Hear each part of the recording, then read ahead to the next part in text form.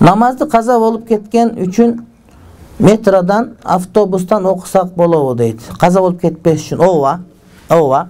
Эгерде сен метрода кетип атканда саатың карайсың, эгерде сен барып үйгө жеткенге чейин намаздын убагы чыгып кете турган болсо, анда отурган метрода кете бересиң. Эгерде барсаң намаздын убагы чыга элек убакыт бар болсо, анда эмне барып окуган жакшыраак болуп эсептелет. Ошо метрода окуп атканда сүннөт намаздарын окуба койсоң деле болот. Эптеп эле парзга жыгылып алсаң эң жакшы маселе, урматтуу бир тууганым. Анан бирок эч ким эмес, бош болуп, өзүң менен өзүң кетип атсаң, анда нафиле окусаң деле макул.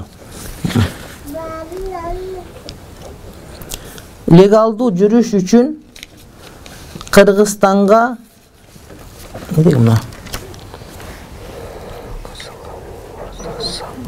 жана окуя. Кыргызстан түшүндүм. Legalдуу болуш үчүн бул жакка келип мен деген жанагыдай эмен башкача, мен деген гей болуп кеттим, лесбиянка болуп кеттим деп, же болбосо мен башка динге өтүп кеткен үчүн Кыргызстандан кубалап атат деп, мени саясий көз карашым үчүн деп, же диний көз карашым деп, анан бул жакка келип, бул жерден документ алып ушул жакка мындай бир атуулдук алганга болобу деген маселе. Эгер башка жол болсо, башка жол жакшыраак болот. А бирок башка жол жок болсо, ага деле макул. Ага деле макул. Анткени эмне үчүн нормаль жашап келип жашай турган болсоң, сага бербейт дагы сөзсүз түрдө эле гей болуш керекпи? Эмне кыласың? Анан ошондой кааласа, демек ошолорго мамиле ушундай кылыш керек. Биз текшерип да көрөт дейт. Кам текшерет аны? Проверка кылып, анда айтып берет. Здесь уточнение нужно, потому что народ, когда говорит про это, да, задают, они вынуждены обманывать. Поэтому вопрос надо с этой точки зрения смотреть. Шариату можем ли обманывать или нет? Мы не можем обманывать. По поводу проблем, они должны быть на самом деле действующие проблемы, чтобы для того, чтобы получить или сохранить свою религию. Поэтому это с другой точки зрения посмотрите. Нелегко говорить. Аны түшүндүм мен. Алдаш керек дегенди бул киши айтканга чейин деле ошон үчүн болот деп айтып атам. Кээ бир алымдар такыр алдабаш керек болбойт деп айтышат да. Анткени мен укугум бар. Жашаганга ушул жакка келип. Дүйнөнүн кайсыл бир жерине мен жашагым келсе, мен эмне үчүн тосуш керек башка бирөө? Кудайым жараткан жер, Швецияда, Кыргызстанда, башка жерде дагы. Эгерде мен жөн эле келип жашагым келип атат деп айтсам, мага бергиси келбей атат. Бирок сөзсүз түрдө мен башка динге өтүп кетишим керек, же башка бир көз карашым жанагыдай бир өзгөртүшүм керек болуп, ошондо гана бере турган болсо, эмнеге мында адилет шарттарды коюп атышат булар?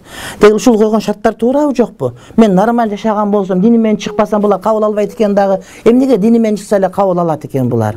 Демек коюп аткан шарты туура эмес. Ошон үчүн биз ошолорго мындай бир жалган айтканга туура келет, урматтуу бир тууганым. Бул Америкага барсак ушул суроону бизге ушундай кылып беришти. Адал окат менен келип багайын, өзүм динимди сактап атам, эркекмин кадимкидей аялым, мен эч кандай проблемам жок менде десең, анда бербейт экен.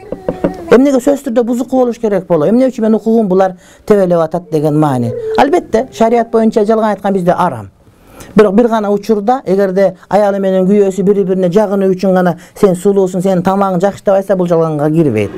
Экинчи башка бир нерсеси, мамлекеттик кызыкчылык болуп калып, сен колго түшүп калсаң, сенден сураса, сен мамлекеттик сырларды айтпай жалган айтсаң болот.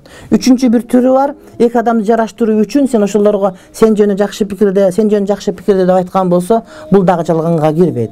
Ошонун катарына биз ошону кошкубуз келет. Анткени жан багуу парз. Эмне үчүн сөзсүз түрдө бизде Кыргызстанда билесиңер, айт деген бар. Анан айтта бардыгы адамдар туугандарын кыдырышат, бирок адам өлгөндөрдү үйүн кыдырышат да Куран окутушат. Анан мен айтам да, биздин үйгө эмнеге айтта келбейсиңер туугандар силер? Апабыз өлдү, келдиңер, өлөлекте келген жоксуңар. Демек айттап келүү үчүн өлүш шартпы сөзсүз түрдө бирөө. Өлбөй эле келе бербейсиңер деген. Ошон үчүн эмне үчүн мен Швецияга жашай турган болсом, сөзсүз түрдө гей болушум шартпы, же болбосо башка динге өтүшүм шартпы? Эмнеге мага жөн эле оңойдо бере бербейсиң? Демек шарт туура эмес болуп атпайбы? Ошол себептен гана башка жок болсо, бирок ушакка келип жан багышын жолу менен башка жака баргандан жан багалбай айткан болсоң, анда ошого уруксат деп ошону биз айтып келебиз, урматтуу бир тууган. Бирок бул башка жолу жок болгон болсо, ана албетте кээ бир шейхтер жок, бул да ошого кошуш керек башка дейт. Эгер андай болгон учурда ага биз жок кошула албайт элек.